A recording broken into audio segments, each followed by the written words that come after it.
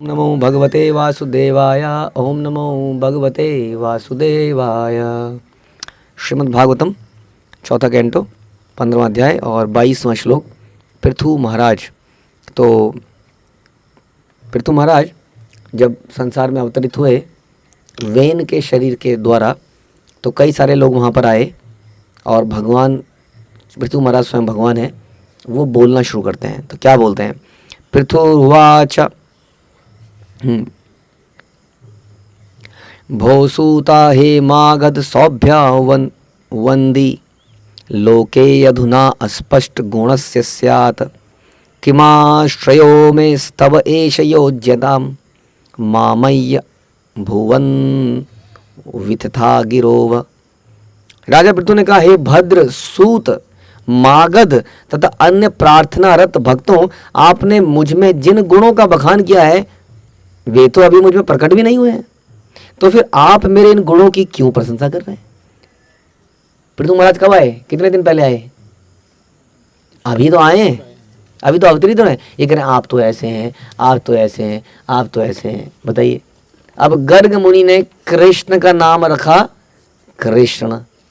आप कह रहे हैं कि कृष्ण का नाम तो गर्ग मुनि ने रखा ना, यानी कि द्वापर के अंत में रखा, यानी कि 5000 साल पहले रखा। तो आप कहते हैं ये कृष्ण ईश्वरा परम कृष्णा सच्चिदानंद विग्रह। What is the meaning of this? Brahma ji कह रहे हैं ब्रह्म संहिता में, पता नहीं कौन से साल में, हजारों करोड़ों साल पहले कह रहे हैं ईश्वरा परम कृष्णा। अरे कृष्ण का नाम द्वापर के अंत में गर्ग मुनि ने रखा और आप कह रहे हैं कृष्ण को ब्रह्म संहिता में बोला जा रहा है। तो हाउ टू अंडरस्टैंड दिस कि कृष्ण के वास्तव में ये नेम्स, ये नाम जो है इटर्नल है। हाँ, ये लीला के द्वारा उन्हीं नामों को गर्ग मुनि ने दे दिया, बताया पहले तुम आया था उस युग में ऐसे आया था, उस युग में ऐसे आया था, अभी फिर से आया है। तो इज द सेम पर्सन। तो वो नाम पहले से वैसे ही पृथु महाराज के वो गुण क्या है? वो गुण तो हमेशा से ही है, कृष्ण ही ओनली, भगवान के गुण है, ऐसा थोड़ी है भगवान। लेकिन फिर भी कहते हैं कि मैं तो अभी आया हूँ, ये गुण तो मेरे अंदर है ही नहीं, आप इनकी प्रशंसा क्यों कर रहे हो? मैं नहीं जानता कि मेरे विषय में कहे गए शब्द वृथा जाएं, अतः अच्छा हो यदि इन्हें किसी दूसरे को अर्पित कर दें। यानी कि जो आप मेरा गुणगान कर रहे हो वो मेरा तो नहीं है। जैसे हम लोग भी मानते हैं, समझते हैं कि हमारा गुणगान वास्तव में क्या है। हम जानते हैं कि इस परंपरा में जुड़ने से पहले हम क्या थे और अब हम क्या हैं।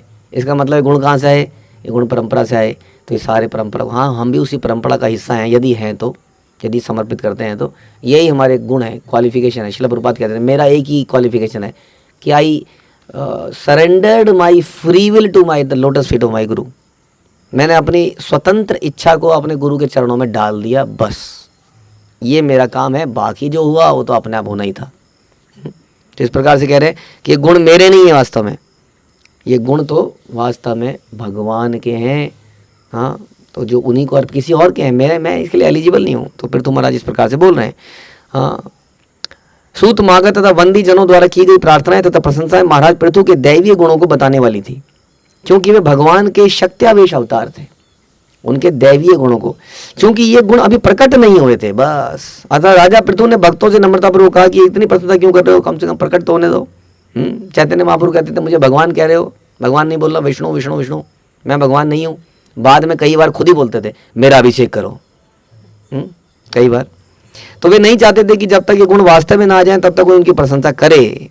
उनकी प्रार्थनाओं का किया जाना उपयुक्त था, क्योंकि वह ईश्वर के अवतार थे।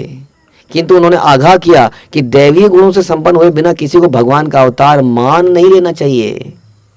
आजकल भगवान के ऐसे बहुत सारे अवतार आ रहे हैं। तो पृथु महाराज ने ये एग्जाम्पल दिखाया कि किसी को इतनी आसानी से मत मान लो, उसे कुछ दिखाने तो दो। स्वामी जी आप बहुत सोना पैदा कर लेते हैं हवा में, जरा अपने को मरने से बचाइए। कई स्वामी जो सोना पैदा कर देते हो चले गए बेचारे, सोना पैदा करते करते सोना भी यही रह गया, खदानों में से सोना निकला। अब पता नहीं कहाँ गए स्वामी जी, अब कौन से सोने की जगह में गए, कहाँ सो रहे हैं सोने पे। तो इस प्रकार से पृथु महाराज ने बोला। फिर कहते हैं तस्मात् परोक्ष अस्मत् उपश्रुतानि अलम करिष्यत स्त्रोतम अपिच्छवाचः सती उत्तम श्लोके गुण अनुवादे जुगप्सितम नास्तवयन्ति सभ्या। हे भद्र गायकों, कालांतर में वे गुण जिनका तुम लोगों ने वर्णन किया है, जब वास्तव में प्रकट हो जाएंगे तब मेरी स्तुति करना। हाँ, गुण जब देख लोगे ना तब बोलना, अभी मत बोलो आप ही हैं, तुम हो, तुम ही हो, तुम ही हो। अभी रुक जाओ, पहले मुझे प्रकट तो करने दो। तो भगवान के होने के क्या लक्षण होते हैं कि अमानवीय कार्य कर सकते हैं, उन्हें अमानवीय कार्य करने तो दो पहले किसी को, जिसको भगवान बोलने से पहले। अमानवीय कार्य, अब सोना तो कोई भी पैदा कर सकता है, सुनार कितना सोना पैदा करता है। इन चीज़ों को, वस्तुओं को प्रकट करना, सांसारिक वस्तुओं को प्रकट करना भगवान का ये अनोखा कार्य नहीं है, अनोखा कार्य इससे बड़ा है। भगवान को अमानवीय कार्य करते हैं, उनके शरीर में लक्षण होते हैं, दिव्य लक्षण होते हैं। उनका शरीर ये जन्म मृत्यु और ये सांसारिक चीज़ों से डिपेंडेंट नहीं होता है। तो इसलिए कहते हैं जब गुण आएंगे तो वर्णन करना। जो भद्र लोग भगवान की प्रार्थना करते हैं वे ऐसे गुणों को किसी ऐसे मनुष्य में थोपा नहीं करते जिसमें वो नहीं पाए जाते। जबरदस्ती गुण दें, नहीं आप तो ऐसे हैं, आप तो ऐसे हैं, जबरदस्ती, क्योंकि कुछ फायदा चाहिए बदले में, कुछ बेनिफिट चाहिए, फेवर चाहिए, इसलिए ऐसा कर रहे हैं। गुण ना होने पर भी गुण बोल रहे हैं। आजकल ऐसे प्रशंसा करने वाले लोग बहुत हैं। नाइस टू मीट यू, पता नहीं नाइस लगा कि नहीं लगा, लेकिन नाइस टू मीट यू बोलना है। एयर हॉस्टेस, हम लोग एक अभी कुछ दिन पहले कुछ फ्लाइट में गए, फ्लाइट थी 2.5 घंटे लेट, फिर भी ऐसे करके उसका आंखें छोटी हो गई थी बहुत,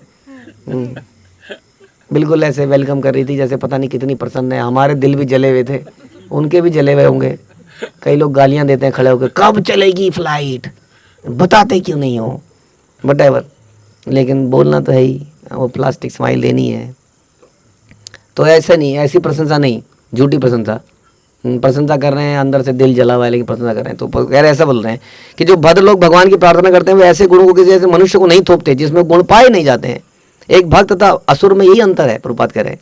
असुर अपने देवताओं को स्वयं गाड़ लेते हैं, स्वयं को ईश्वर मान लेते हैं, अपने देवता भी खुद बना लेते हैं। नहीं जी, हमारे तो, हम तो इनको मानते हैं जी, हमारे परिवार में तो इनको माना जाता है, बहू रानी हमारे परिवार में ये चला है, तुम्हें इसको मानना पड़ेगा। तो सब ने अपने अपने कुछ बना लिए। अब अगर कहीं जाओगे, कुछ ऐसी ऐसी जगह है भारतवर्ष में जहाँ पर हर कुछ किलोमीटर पे देवता बदल जाते हैं। यहाँ के देवता ये हैं, वहाँ के देवता वो हैं, वहाँ के देवता वो हैं, सबके देवता अपने हैं। तो सब ने कुछ गढ़ लिए हैं, सब अपने किसी को मान लेते हैं। किसको मान लेते हैं हम? भाई जिससे मेरी जान पहचान है, मैं यही चाहूँगा ना कि वो व्यक्ति आगे बढ़ता जाए, आगे बढ़ता जाए। तो यदि कोई, अगर कोई MLA MP पोस्ट में खड़ा हुआ है और हमारे हाथ में मत देने का अधिकार है, तो हम किसको मत देंगे? उस व्यक्ति को जो हमें जानता है, क्योंकि वो हमें आगे लेके जाएगा। वो हमारे ब्राह्मणों के लिए कुछ आरक्षण रखेगा, हाँ, वो हमारे जाटों के लिए कुछ करेगा, वो हमारे गुजरों के लिए कुछ करेगा, वो हमारे उस शेड्यूल कास्ट के लिए कुछ करेगा। यही तो है हमारी थिंकिंग, बस इससे ऊपर कहाँ उठती है। जो मेरे लिए कुछ कर दे वही मेरे लिए भगवान है।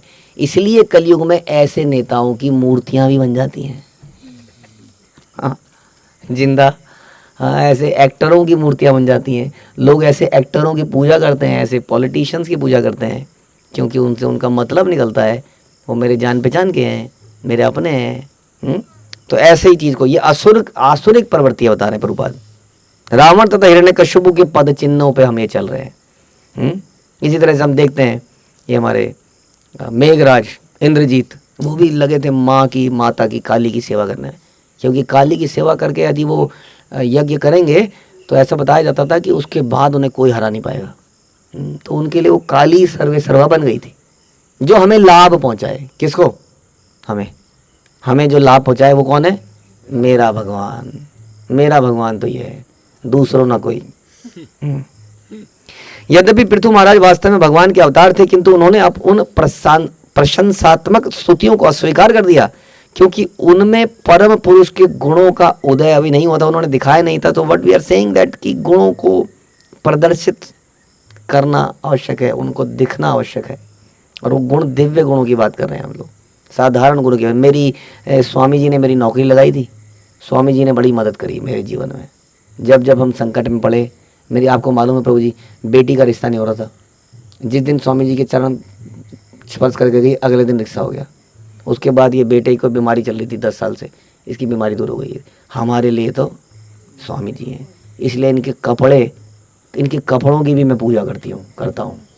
हाँ, लोगों ने संतों के कपड़ों को लटका रखा है, और संतों के कपड़े ऐसे हैं जैसे लगता है किसी, वो मैसूर के किले में गया था मैं एक बार, हाँ, टीपू सुल्तान, वो टीपू सुल्तान की पोशाक पड़ी हुई है वहाँ पे, ज़बरदस्त।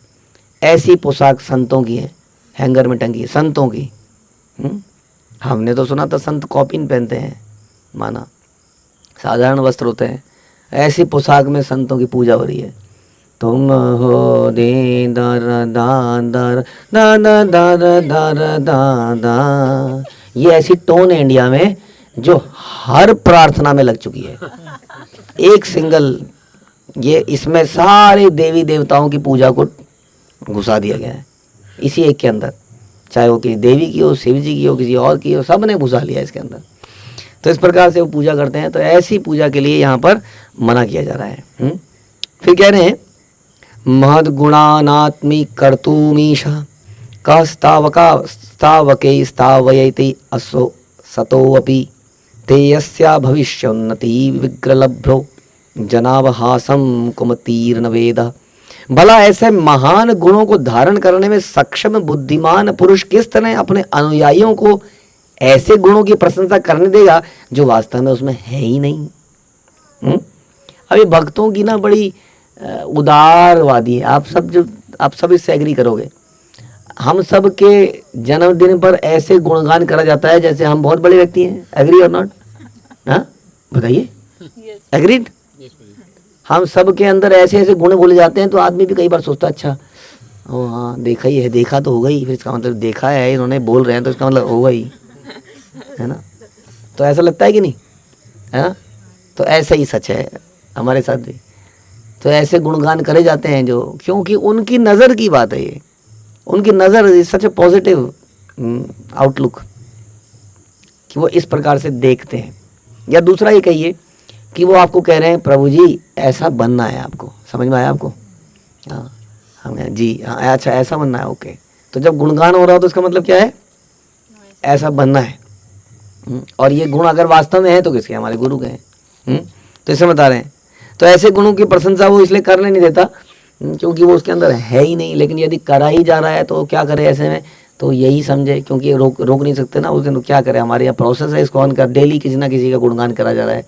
तो क्या है, हमारे अंदर एक नेगेटिविटी घुसी हुई है, ईर्ष्या। कम से कम उस दिन वो ईर्ष्या को निकलने का मौका मिलता है। आज इस व्यक्ति का गुणगान कर दे भाई। कई बार पत्नी कहती है तुमने मेरा गुणगान नहीं किया। अब पति लोगों से रिक्वेस्ट है कम से कम एक दिन के लिए ईर्ष्या छोड़ दीजिए, एक दिन कर दीजिए गुणगान।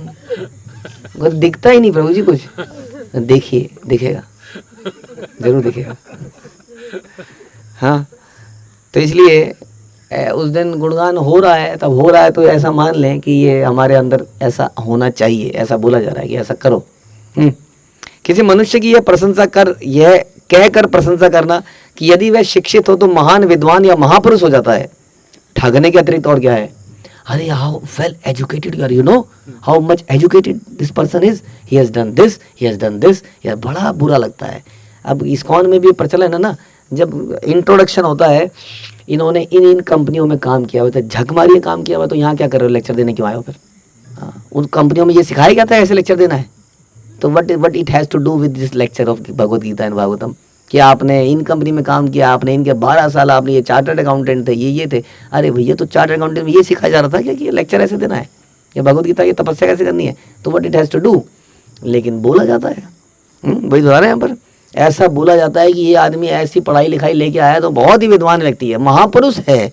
अगर ये कोई सीए, कोई बीट है, कोई ये बोलेगा तो सचमुच, और यार ये व्यक्ति बोल रहा है, सुनो। और वो व्यक्ति जिसने बचपन में ही इन चीज़ों को त्याग दिया कि दिस इज वेस्ट, उस आदमी को हम कहते हैं दिस पर्सन इज वेस्ट। हमारे पेरेंट्स भी कहते हैं प्रभु जी कुछ तो करेगा ना, देखो कुछ तो करेगा ना, पर बड़ा डर लगता है उन्हें कि कहीं ऐसा तो नहीं बना देगा। प्रभु जी प्लीज़, प्रभु जी कम से कम इतना तो कर ले। अब प्रभुपाद ने सारी पढ़ाई करी लेकिन डिग्री को लात मार दिया अंत में, वो डिग्री ली नहीं प्रभुपाद ने। तो प्रभुपाद क्या बने आप जानते ही हैं। तो महापुरुष कैसे बना जाए? हाँ, संत का मतलब क्या होता है ये समझना पड़ेगा। उसकी क्वालिफिकेशन, मटेरियल एजुकेशन से नहीं पता चलेगा उसकी कि वो संत है कि नहीं। ये ठगना है। मूर्ख व्यक्ति जो ऐसी बड़ाई स्वीकार कर लेता है वह यह नहीं जानता कि ऐसे शब्द उसके अपमान के अलावा और कुछ नहीं है। ये है वो मूर्ख जिसने अपने जीवन के 25 साल ये पढ़ाई करने में लगाए, अब आके गीता पढ़ रहा है, देखो पागल। खैर वो ऐसा नहीं बोलते हैं, वो शायद इसलिए बोलते हैं कि दुनिया को दिखाएं, देखो जी ऐसा नहीं है, इस पढ़ाई को करने के बाद इसको ये रियलाइज़ हुआ कि ये पढ़ाई बेकार है, ये असली पढ़ाई है। आप सब लोग यही पढ़ाई करना चाहते हो ना, तो वो ऐसा सोच सकते हैं।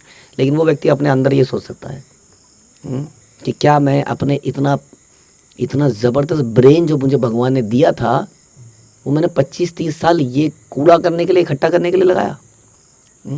तो इसलिए वो उस प्रशंसा को एक्सेप्ट नहीं करता है, उसको मानता नहीं है कि वास्तविक प्रशंसा क्या है, वास्तविक यश क्या है। भगवान के भक्त के रूप में संसार में जाना ही वास्तविक यश है, वास्तविक प्रशंसा है, और सब वेस्ट है। इसके लिए हमें प्रयास करना चाहिए। तो पृथु महाराज अपने एग्जाम्पल से ऐसा करके दिखा रहे हैं। हरे कृष्णा। श्रील प्रभुपाद की जय। ग्रंथराज श्रीमद् भागवतम की जय।